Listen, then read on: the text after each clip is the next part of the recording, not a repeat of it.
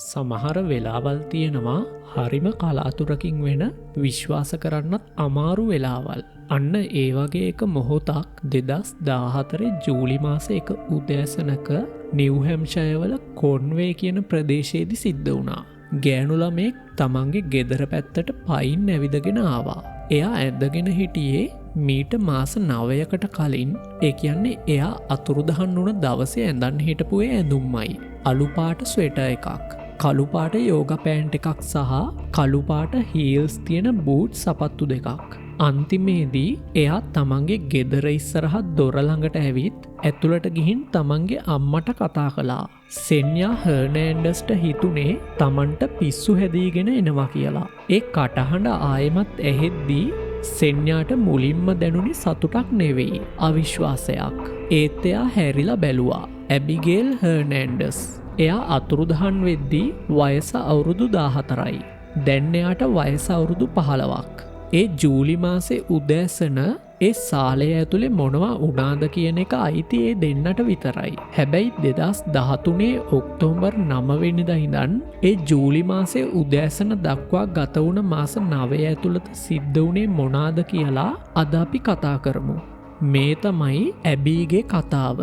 White මවුන්ටන්ස් කියන කඳුවැටිය පාමුල තමයි New හැම්ෂයර් වල කොන්වේ කියන ප්‍රදේශය පිහිටලා තියෙන්නේ. ඔක්තෝබර් මාසේ වෙද්දී මේ කඳුකරය සම්පූර්ණයෙන්ම වෙනස් වෙනවා. මේපල් ගස්වල කොළ රතු, තැඹිලි සහ රන්වන් පාටට හැරෙන්න ගන්නවා. හැම අවුරුද්දකම සති කිහිපයකට මුළු නිම්නයම ලස්සනට ගිනි අරගෙන අලු වෙනවා වගේ තමයි පේන්නේ. ඒ සුන්දරත්වය බලන්නම සංචාරකයෝ මේ පළාතට ගලාගෙන එනවා. ඒ සති කිහිපයේදී මුළු නිව් ඉංග්ලන්ඩ් වල තියෙන ආරක්ෂිතම වගේම ලස්සනම තැන මේක කියලා කාට වුණත් හිතෙනවා. අන්න ඒ වගේ සුන්දර ඕටම් සීසන් එකකදී තමයි 1998 ඔක්තෝබර් 12 වෙනිදා ඇබිගේල් හර්නෑන්ඩස් ඉපදුනේ. හැමෝම එයාට ආදරයට කිව්වේ ඇබී කියලා. ඇබී කියන්නේ හරිම නිහතමානී ගෑනු ළමෙක්. එයාගේ දෙමව්පියෝ, ඒ කියන්නේ සෙන්යා සහ රූබන් හර්නෑන්ඩස්, ඇබී පොඩි කාලෙදිම දික්කසාද වුණා. එයාගේ අම්මා තමයි ඊට පස්සේ ඇබීවයි එයාගේ නංගි සාරවයි බලාගත්තේ. ජීවිතේ ඒ වගේ වෙනස්වීම් දරාගන්න අමාරුයි. ඒක සාමාන්‍ය දෙයක්. හැබැයි ඒ කිසිම දෙයකින් ඇබී වැටුනේ නැහැ. එයා තමන්ව හඳුන්නගත්තේ ටොම්බෝයි කෙනෙක් කියලා. ඒ කියන්නේ පිරිමි ළමෙක් වගේ හැසිරෙන්න කැමති ගෑනු ළමෙක්. ක්‍රීඩාවලට වගේම ක්ලැසික් රොක් සංගීතයටත් එයා ගොඩක් ආදරය කළා. එයාට ජිමි කැම්බල් කියලා බෝයිෆ්‍රෙන්ඩ් කෙනෙක් හිටියා. ජිමි එයාට ගොඩක් ආදරෙන් සලකලා තියෙන්නේ. එයාලා තව දවස් 3කින් එයාගේ උපන්දිනය සමරන්න තමයි ලෑස්ති වෙලා හිටියේ. 2013 ඔක්තෝබර් 9 වෙනිදා. ඒක බදාත දවසක්. අලු පාට ස්වෙටර් එකක්, කළු පාට යෝගා පෑන්ට් එකක් සහ කළු පාට හීල්ස් තියෙන බූට් සපත්තු දෙකක් ඇඳගෙන තමයි ඇබී එදා උදේ ඉස්කෝලේ යන්න ලෑස්ති වුණේ. ඉස්කෝලේ දවස සාමාන්‍ය විදිහට ගෙවිලා ගියා. ඉස්කෝලේ සිකියුරිටි කැමරාස් වල දවල් 2:29ට විතර ඇබී ඉස්කෝලෙන් එළියට යනවා සටහන් වෙලා තිබුණා. එයා එක උරහිසක බෑග් එක එල්ලගෙන තමන්ගේ ගෙදර පැත්තට ඇවිදගෙන යන්න පිටත් වුණා. ඒක එයා මීට කලින් ඕනතරම් ගිහින් තියෙන තමන්ට හරිම හුරුපුරුදු ආරක්ෂිතයි කියලා හිතුණ පාරක්. ඇබී සාමාන්‍යයෙන් එන්නේ ස්කූල් බස් එකේ. හැබැයි දවස ලස්සන නම් එයා පයින් එන්නත් ආසයි. මොකද ඒක විනාඩි කිහිපයක කෙටි ගමනක්. හැබැයි දවල් කාලය පහුවෙලා හවස් වෙද්දිත් ඇබී ආවේ නැති තැන එයාගේ අම්මා සෙන්යා ඇබීගේ ෆෝන් එකට කෝල් කළා. ඒත් එයා ආන්සර් කළේ නැහැ. ආපහු ගත්තා. ඒත් සද්දයක් නැහැ. අන්න ඒ වෙලාවේ එයා වහාම ඉස්කෝලේට වාහනේ පදවන් ගිහින් ටීචර් කෙනෙක්ගෙන් ඇහුවා ඇබීව දැක්කද කියලා. එයා ඇබීව දැකලා තිබුණා. ඇබී පැය ගණනාවකට කලින් පයින්ම ගෙදර යන්න පිටත් වුණා කියලා එයා කිව්වා. එදා රෑ 7 විතර වෙද්දී සෙන්යා හර්නෑන්ඩස් තමන්ගේ වයස අවුරුදු 14ක දුව අතුරුදහන් වෙලා කියලා කැරෝල් කවුන්ටි පොලිසියට පැමිණිල්ලක් දාලා තියෙනවා. පහුවදා උදේ වෙද්දි කොන්වේ නගරයේ හැමෝම දැනගත්තා ඇබී හර්නෑන්ඩස් අතුරුදහන් වෙලා කියලා. කැරෝල් කවුන්ටි ෂෙරීෆ් දෙපාර්තමේන්තුවයි කොන්වේ පොලිසියයි එකතු වෙලා හරිම වේගෙන් වැඩ පටන් ගත්තා. පරීක්ෂකවරු මුලින්ම කළේ ඉස්කෝලේ ආරක්ෂිත කැමරා දර්ශන පරීක්ෂා කරපු එක. ඒත් දර්ශනවල කිසිම අමුත්තක් තිබුණේ නැහැ. පොලිස් නිලධාරීන් මුණගැහෙන්න පුළුවන් හැම කෙනෙක්ගෙන්ම ප්‍රශ්න කළා. එයාලා ජිමීගෙන් හරිම සූක්ෂම විදිහට ප්‍රශ්න කළා. එදා හවස ජිමි ගෙදර ගිහින් තිබුණේ ස්කූල් බස් එකේ. එයා ගෙදර යන ගමන් ඇබීට මැසේජ් කර කර තමයි ගිහින් තිබුණේ. ඇබීගේ ෆෝන් එක ඕෆ් වෙන්න කලින් එයා අවසාන වතාවට කතා කරලා තිබුණේ ජිමී එක්ක විතරයි කියලා පොලිසිය තහවුරු කරගත්තා. හැබැයි එයාට මේකට කිසිම සම්බන්ධයක් නැහැ කියලා පොලිසියට ඉක්මනටම තේරුණා. මොකද ඒ දෙන්න අතරේ තිබුණේ හරිම සාමාන්‍ය ආදර සම්බන්ධයක්. හැබැයි ඇබීගේ ෆෝන් රෙකෝඩ්ස් පරීක්ෂා කරද්දී අවසාන සිග්නල් පින් එක ලැබිලා තිබුණේ එයාගේ ගෙදර ඉඳන් සැතපුමක් විතර දුරින් තිබ්බ සිග්නල් කුළුණකින්. ඊට පස්සේ කිසිම දෙයක් නැහැ. ෆෝන් එක මුළුමනින්ම ක්‍රියාවිරහිත වෙලා. පරීක්ෂණ තවත් පුළුල් වුණා. සෝදිසි කණ්ඩායම් කොන්වේ අවට හැමතැනක්ම පීරුවා. ගුවන් මගින් කැරෝල් කවුන්ටිවල තියෙන කැලෑ සහ අතුරු පාරවල් හැම එකක්ම පරීක්ෂා කළා. දවස් කිහිපයක් ඇතුළත FBI ආයතනයත් මේ පරීක්ෂණවලට එකතු වුණා. විවිධ අයගෙන් ගලාගෙනාපු තොරතුරු කොච්චරද කියනවා නම් ඒ තොරතුරු පරීක්ෂා කරන්න එයාලට වෙනම කණ්ඩායමක් දාන්නත් සිද්ධ වෙලා තියෙනවා. එයාගේ පවුලේ අයයි අසල්වාසීනුයි එකතු වෙලා බ්‍රිං ඇමි හෝම් කියලා වෙබ්සයිට් එකක් හදලා එයාව හොයලා දෙන්න කියලා අන්තර්ජාලය හරහා උදව් ඉල්ලුවා. ඇබී අතුරුදහන් වෙලා දින 3කට විතර පස්සේ ඒ කියන්නේ ඔක්තෝබර් 12 වෙනිදා තමයි එයාට වයස අවුරුදු 15 සම්පූර්ණ වෙලා තියෙන්නේ. 2013 නොවැම්බර් 6 වෙනිදා ඒ කියන්නේ ඇබී අතුරුදහන් වෙලා දවස් 28කට විතර පස්සේ සෙන්යා වෙනද වගේම ලියුම් පෙට්ටියෙන් ලියුම් ටික අතට ගත්තා. ලියුම් කවර එකින් එක පෙරලන අතරතුර එක පාරටම යා නතර වුණා. එක ලියුමක සටහන් වෙලා තිබුණේ ඔක්තෝබර් 23 වෙනිදා කියලා. ඒ කියන්නේ ඇබී අතුරුදහන් වෙලා හරියටම සති 2කට පස්සේ දාපු ලියුමක්. ඒ ලියුම් කවරේ උඩ තිබ්බ අත්තහුරුත් එයාට හොඳට හුරුපුරුදුයි. ඒ ලියුම ඇවිත් තියෙන්නේ ඇබීගෙන්. හැබැයි ඒකේ වචන ගලපලා තිබ්බ විදිහ, වාක්‍ය රටාවන් ඒ කිසිම දෙයක් ඇබී කතා කරන විදිහට සමාන වුණේ නැහැ. මොකක් හරි අමුත්තක් මේ ලියුමේ තියෙනවා කියලා සෙන්යට තේරුණා.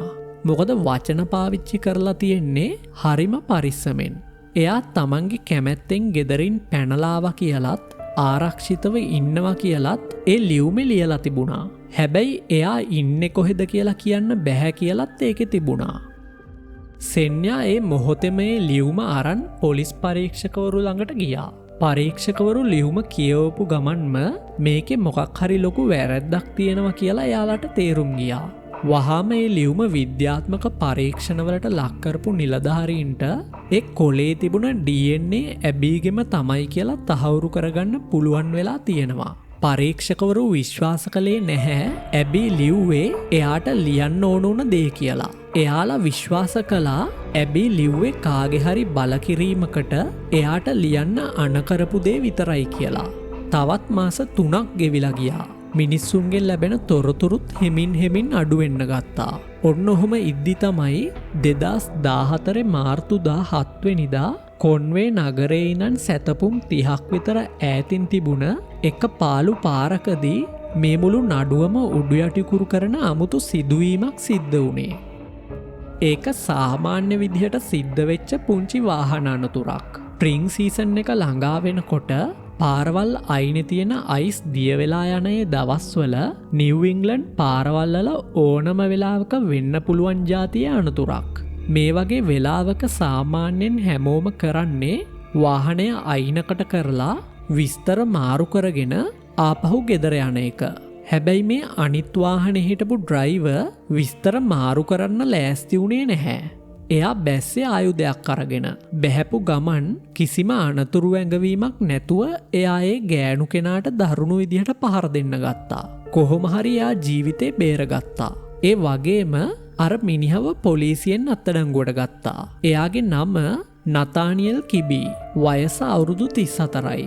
කොන්වේ නගරයෙන් සැතපුම් කිහිපයක් ඈතින් පිහිටලා තියෙන හුදකලා ප්‍රදේශයක තමයි එයා ජීවත් වුණේ. ඒ අවට සමාජය ඇතුලේ එයා ප්‍රසිද්ධ වෙලා හිටියේ ටිකක් අමුතු දරුණු ගති පැවතුම් තියෙන කෙනෙක් විදිහට. එයා ළඟ විශාල ගිනි අවි එකතුවකුත් තිබුණා. ඒ වගේම එයා ආණ්ඩු ක්‍රම ව්‍යවස්ථාව ගැන සහ රජය මිනිස්සුන්ගේ අයිතිවාසිකම් සීමා කරන එක ගැන තමන්ගේ අදහස් ප්‍රසිද්ධියේ ප්‍රකාශ කරපු කෙනෙක්. විමර්ශකයන්ට අවශ්‍ය වුණා එයාගේ ගිනි අවි ටික තමන්ගේ බාරයට ගන්න. නේට් ඒකට කිසිම විරෝධයක් දක්වලා නැහැ. එයා තමන්ගේ නිවස තිබ්බ තැනට එන්න පොලිසියට ඉඩ දුන්නා. රහස් පරීක්ෂකයෝ එතනට යනකොට දැක්කේ ප්‍රධාන පාරෙන් ගොඩක් ඈතට වෙන්න පිහිටපු නිව් හැම්ෂයර් ගම්බද පළාත්වල දකින්න ලැබෙන විදිහේ හුදකලා නිවසක්. ඒ නිසා එතන මොන සද්දයක් වුණත් කාටවත් ඇහෙන්නේ නැහැ.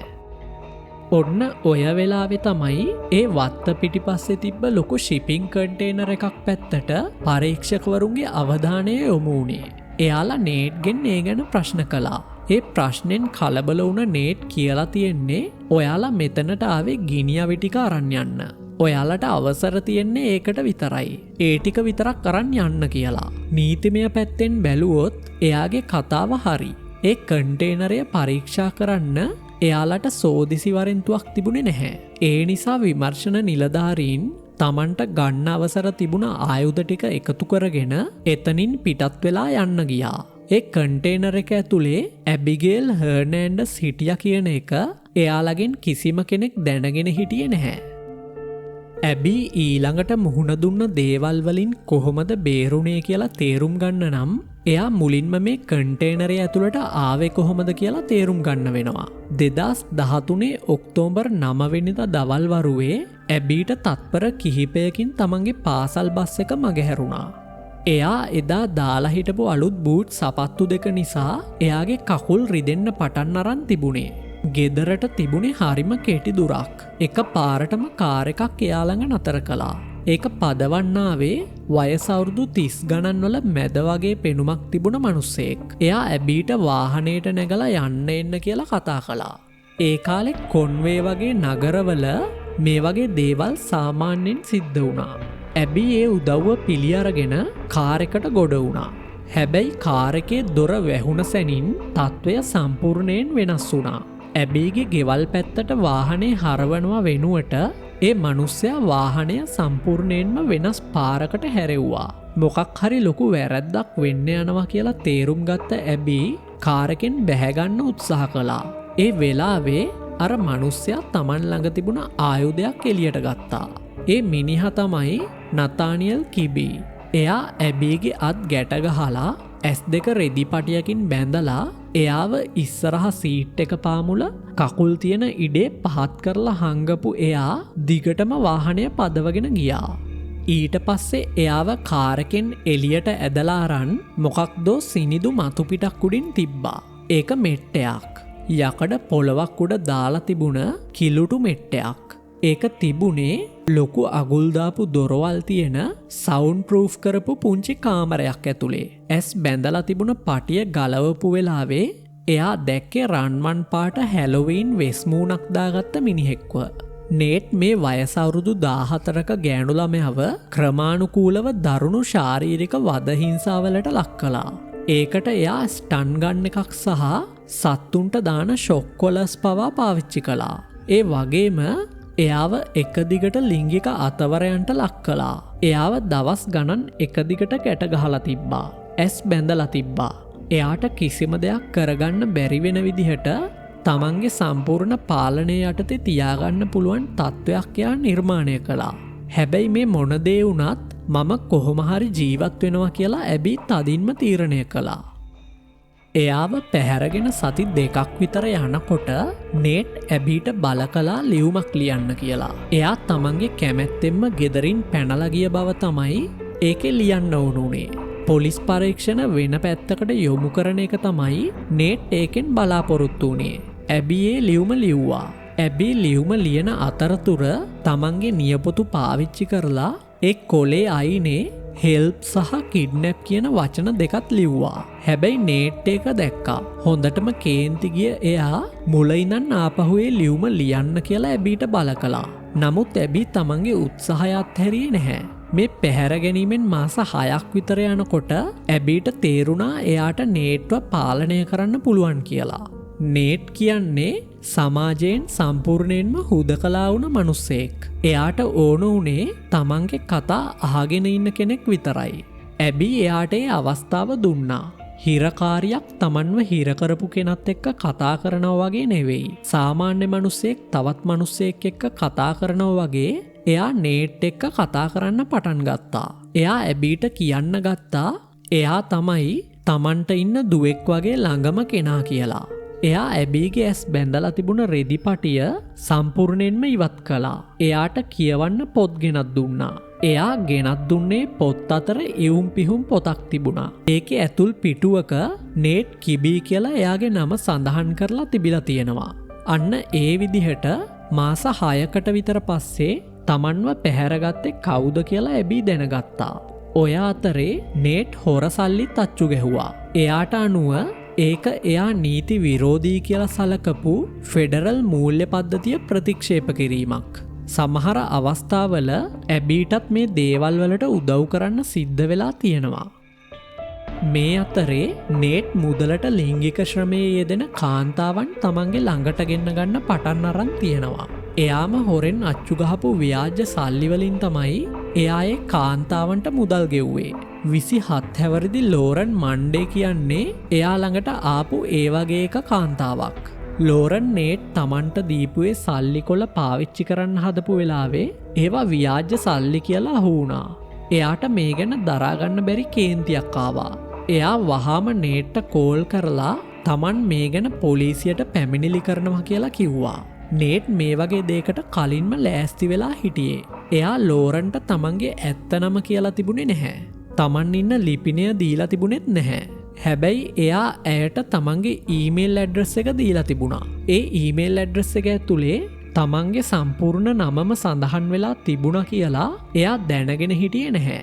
ලෝරන් පොලිස් විමර්ශන නිලධාරීන්ට ඒ ඊමේල් ඇඩ්‍රස් එක ලබා දුන්නා. ඒ වගේම එයා නේට් පාවිච්චි කරපු කාර් එකේ විස්තරත් පොලිසියට කිව්වා. ලෝරන්ගේ කෝල් එකෙන් පස්සේ නේට් කන්ටේනරය ඇතුළට එද්දී එයාගේ හැසිරීම සම්පූර්ණයෙන්ම වෙනස් වෙලා තිබුණේ. එයා හිටියේ දරුණු කේන්තියකින්. ඇබී කලබල නොවී හෙමින් සැරේ ඇහුවා මොකද උනේ කියලා. එයා දිගට හරහට කෑගහන්න කියවන්න පටන් ගත්තා. එයා තමන්ට කියන්න ඕන ප්‍රමාණයට වඩා ගොඩක් දේවල් ඇබීට කිව්වා. ඊට පස්සේ ප්ලාස්ටික් බෑග් එකක් එළියට ගත්ත එයා ඒක ඇබීගේ අතට දුන්නා. ඒක ඇතුලේ තිබුණේ එයාගේ ඇඳුම් ටික. ඒක ඇබීගේ අතට දුන්න නේට් මට ඔයාව මෙහෙන් පිටත් කරන්න වෙනවා කියලා කිව්වා. ඇබී හිතුවේ එයා තමන්ව ආපහු වෙනත් තැනකට ගෙනියන්න හදනවා කියලා. හැබැයි මේ පාර කාර් එක දිගටම ඉස්සරහට ගියා. මීට මාස 9කට කලින් එයා සාමාන්‍ය විදිහට ජීවත් වුණේ නගරයේ සීමාවට යාලා ළඟා වුණා. කාර් එක නතර කරපු නේට් දැන් බහින්න කියලා ඇබීට කිව්වා. එයා වාහනෙන් එළියට බැස්සා. නේට් වේගයෙන් වාහනය පදවගෙන යන හැටි බලාගෙන හිටපු එයා ඊට පස්සේ තමන්ගේ ගෙදර බලා පයින්ම ඇවිදගෙන ගියා. ඇබී කොහොම හරි ආපහු තමන්ගේ ගෙදරට ආවා. හැබැයි එතනින් මේ කතාව ඉවරුනේ නැහැ. තමන්ව පැහැරගත්තේ කවුද කියලා පොලිසියට කිව්වොත් එයා ආපහු ඇබීව හොයාගෙන එනවා කියලා එයාව නිදහස් කරන්න කලින් නේට් එයාට තර්ජනය කරලා තිබුණා. හැබැයි විමර්ශන නිලධාරීන්ගේ ඉවසිලිවන්ත නොසැලෙන උත්සාහය නිසාම අන්තිමේදී ඇබී තමන්ගේ හිතට ධෛර්යය අරගෙන තමන්ව පැහැරගත්තේ කවුද කියලා හෙළි කළා. ඒ අනුව 2014 අවුරුද්දේදී නතානියල් කිබීව පොලිස් අත්අඩංගුවට පත්වෙලා තියෙනවා. පැහැර ගැනීම, ලිංගික අතවර කිරීම සහ ව්‍යාජ මුදල් නෝටු මුද්‍රණය කිරීම සහ ඒවා බෙදා හැරීම ඇතුළු වෙන වෙනම චෝදනා 205ක් විතර එයාට එරෙහිව එල්ල වුණා.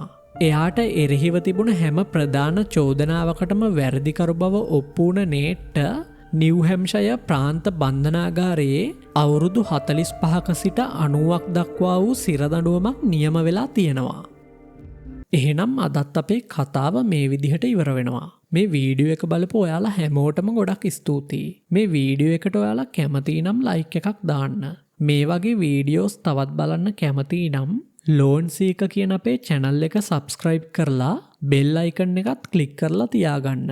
එහෙනම් හැමෝටම සුබ දවසක්.